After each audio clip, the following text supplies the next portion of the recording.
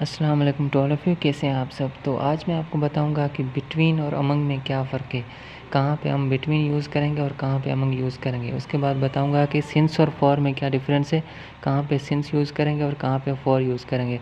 और लास्ट में बताऊंगा कि हम बस के लिए ऑन क्यों यूज़ करते हैं और कार के लिए इन क्यों यूज़ करते हैं। मतलब बोलते हैं कि I am coming in car, और बस के लिए बोलते हैं कि आई एम कमिंग ऑन बस। तो ये क्या माजरा है, तो ये भी लास्ट में बताऊंगा। सबसे पहले बिटवीन और अमंग का डिफरेंस समझते हैं। तो जो बिटवीन प्रीपोजिशन है वो यूज़ होती है फॉर टू थिंग्स, यानी दो चीज़ों के बीच में अगर हम बात करें हो तब हम बिटवीन यूज़ करेंगे। लेकिन अगर अमंग बात के लिए कहें तो वो मोर देन टू थिंग्स, यानी दो से ज़्यादा चीज़ें, उसके लिए हम अमंग यूज़ करते हैं।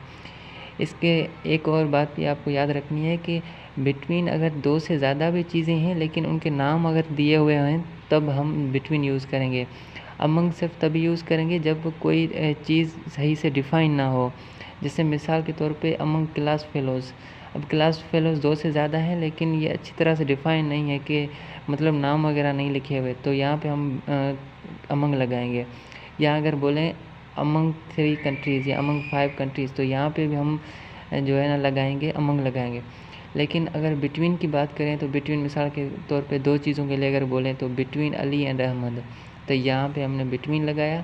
उसके बाद अगर 3 कंट्रीज़ के लिए, 3 चीज़ों के लिए भी बोल रहे हैं, जैसे मिसाल के तौर पे between Pakistan, India and south Africa, तो ये चीज़ें तो 3 हैं लेकिन इनका नाम जो है ना लिखा हुआ है, तो यहाँ पे हम बिटवीन यूज़ करेंगे। अगर यहाँ पे खाली लिखा होता 3 कंट्रीज़, तब हम अमंग यूज़ करते, अमंग 3 कंट्रीज़। अब उम्मीद है आपको बिटवीन और अमंग का जो डिफरेंस पता चल गया होगा। अब चलते हैं सिंस और फार पे। अब जो फार है ये अनडिफाइंड, सॉरी यहाँ पे मैंने एक्यूरेट लिखा है लेकिन ये अनडिफाइंड टाइम होगा, उसके लिए हम जो है ना फार यूज़ करेंगे। लेकिन सिंस जो है ना वो कोई डिफाइंड टाइम होगा, कोई एक्यूरेट टाइम होगा, उसके लिए हम सिंस यूज़ करेंगे। मिसाल के तौर पे अगर यहाँ पे 2002 लिखा हुआ है तो ये एक एक्यूरेट टाइम है, यहाँ पे हम फार यूज़ नहीं करेंगे बल्कि सिंस यूज़ करेंगे। यहाँ पे हम सिंस यूज़ करेंगे।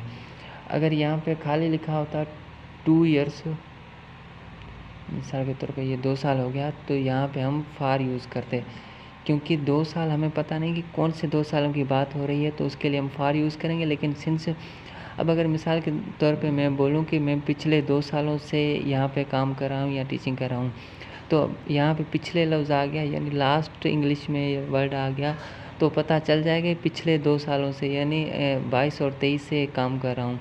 लेकिन अगर खाली बोलते कि मैं 2 सालों से काम कर रहा हूँ, तो वहाँ पे हम फार यूज़ करते, क्योंकि 2 सालों से हमें पता नहीं कि कौन से 2 सालों के, मतलब इस सदी के 2 साल या 2020 के 2 सालों के या 2010 के 2 सालों के किस जो है ना 2 सालों की बात हो रही है, तो हमें एक्यूरेट पता नहीं है, तो वहाँ पे हम फार यूज़ करेंगे। लेकिन अगर एक्यूरेट टाइम का पता हो तो उसके लिए हम सिंस यूज़ करते हैं।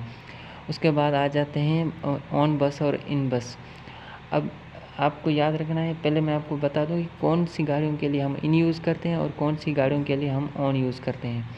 अब जो ऑन यूज़ करते हैं वो ऐसी गाड़ियाँ जिसमें हम इजीली अंदर वॉक कर सकें या खड़े हो सकें, उनके लिए हम ऑन यूज़ करते हैं। लेकिन ऐसी गाड़ियाँ जिसके अंदर हम खड़े ना हो सकें या इजीली वॉक ना कर सकें, उनके लिए हम इन या जो है ना प्रीपोजिशन यूज़ करते हैं। मिसाल के तौर पे अगर बस है तो बस में हम खड़े हो सकते हैं या वॉक कर सकते हैं अंदर, तो उसके लिए हम ऑन यूज़ करेंगे। लेकिन कार है, कार में अंदर हम खड़े नहीं हो सकते इजीली या वॉक नहीं कर सकते, तो उसके लिए हम इन यूज़ करेंगे। ऐसे ही अगर ट्रेन है तो ट्रेन के लिए ऑन यूज़ करेंगे। लेकिन अगर टैक्सी है तो टैक्सी के लिए इन यूज़ करेंगे।